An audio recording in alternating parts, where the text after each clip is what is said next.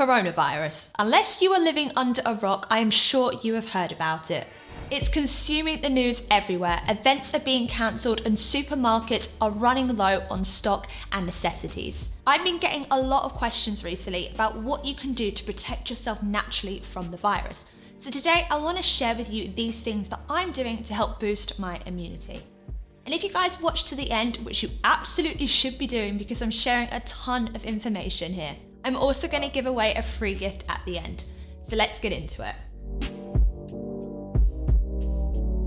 Starting with supplements, I've been taking them for years now.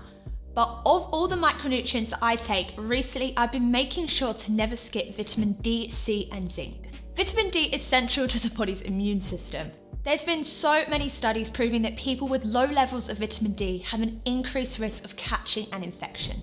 I know some of you will love the extra info on the studies and some not so much, so I'll pop them in the description box below. Essentially, T cells play a central role in the immune system and vitamin D acts as their power source. Without vitamin D, the T cells won't wake up and as a result will weaken our immune system. It's best to get vitamin D naturally from the sun, so if you're lucky enough to live somewhere hot right now, bask in the sun as much as you can. Without getting burnt, of course. If there's hardly any sun where you are, then take a supplement. If you know you have low vitamin D levels, then it's recommended to take 50 to 100 mg a day, but you have to make sure you have regular blood tests to know the best dosage for you. Moving on to vitamin C, studies show that this might help prevent you from catching a cold, but it can reduce the duration of which you have one.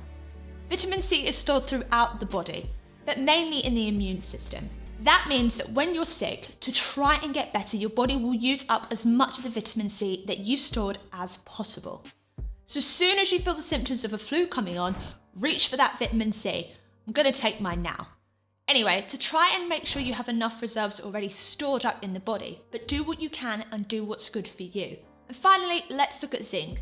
This is a good one for fighting infections and defending your body from oxidative stress. Oxidative stress is when there's an imbalance in the body between free radicals, which can cause cell damage, and antioxidants, a substance that reduces that damage. The thing with zinc though is that you really need to be careful with how much you take and what you're taking, because high levels can cause stomach pain and toxicity. Also, there's only certain forms that can be effective, so you do need to be careful again.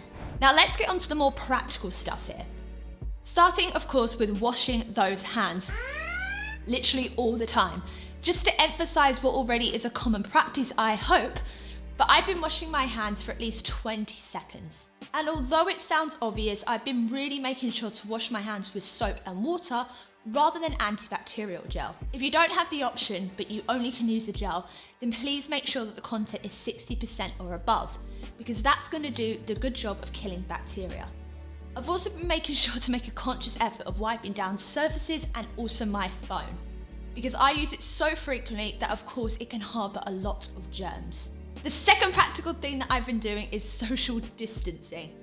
Now, because the virus can easily spread in crowded areas, especially in closed spaces like trains and buses, I've been avoiding these type of environments. Schools across the globe have been closing. Companies have told their staff not to come to work, and mass gatherings have been cancelled, all to practice social distancing. So if you've got an event coming up that you know you will have multiple people around, just weigh up the pros and cons to decide whether it's a good decision to go.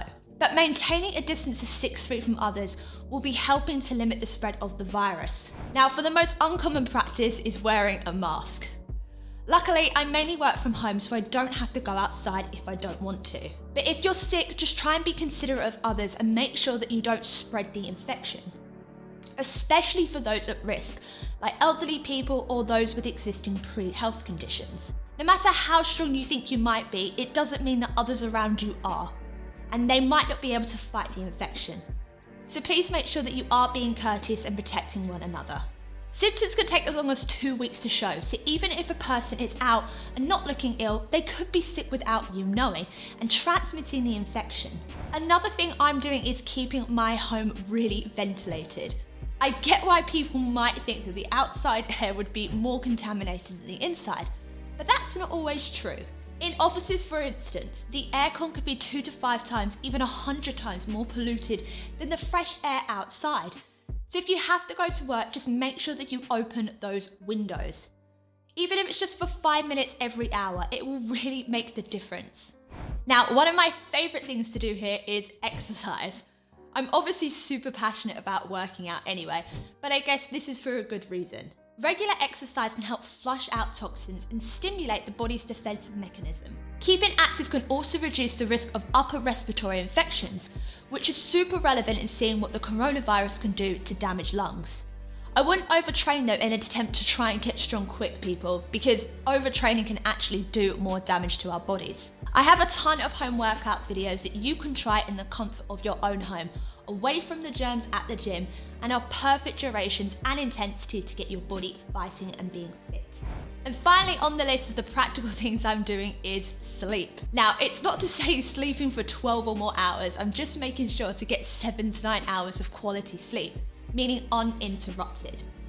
The body repairs its cells primarily during sleep, so it's really important for a well-functioning immune system.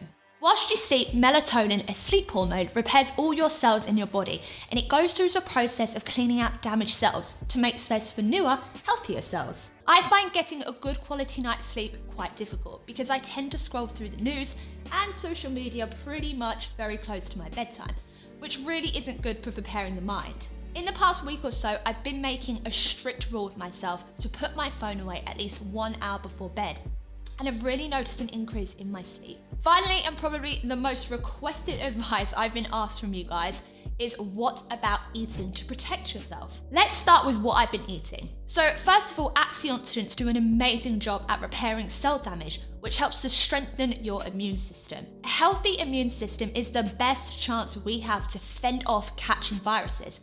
So I've been upping my intake of antioxidants as much as possible. Uric acid is the most concentrated antioxidant in the blood, which I've been getting from purine-rich foods like red meat and seafood. I've also been drinking lots of green and herbal teas lately, as they have a medical property that can help to really boost antioxidant defense systems. I've also been making a conscious effort to eat foods that will help to reduce inflammation. Inflammation can lead to a weakened immune system, so I've been eating a lot of bone broth and have collagen and glycogen, which should help repair damaged cell tissues. A new thing that I've also started implementing first thing in the morning is I'll blend myself a fresh juice. It's the quickest way for me to get anti-inflammatory goodness, as well as being the first thing that my gut is exposed to. I've been changing it up pretty much daily with different fruit and vegetables, but there's 3 main staples that never change.